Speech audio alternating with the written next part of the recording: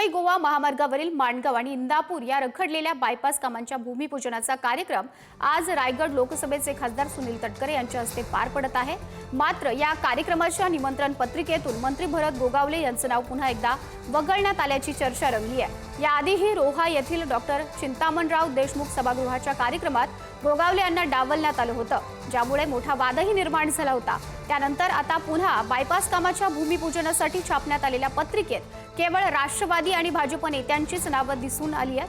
गोगावले यांचा उल्लेख टाळल्याने राजकीय वर्तुळात याबाबत कुजबूज सुद्धा सुरू झाली आहे। येणाऱ्या स्थानिक स्वराज्य संस्थांच्या निवडणुकीत मंत्री गोगावले यांना महायुतीमध्ये सुरू असलेले अंतर्गत वादाचे संकेत यामधून मिळत आहेत।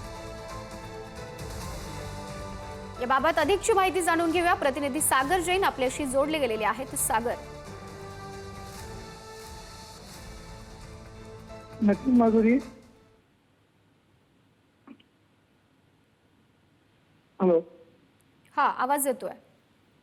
नक्कीच माधुरी, आज इंदापूर आणि माणगावच्या बायपास उद्घाटन होत होतं। त्या दरम्यान आज जो फोटो लावलेला आहे त्या ठिकाणी बॅनर, त्या बॅनरवरती खासदार सुनील तटकरे, मंत्री अजित तटकरे, त्याचबरोबर खासदार जयश्री पाटील यांचा फोटो आहे, परंतु या ठिकाणी मंत्री भरत गोगावले यांचा फोटो नसल्या कारणाने त्या ठिकाणी काही शिवसैनिकांची नाराजी व्यक्त होत आहे।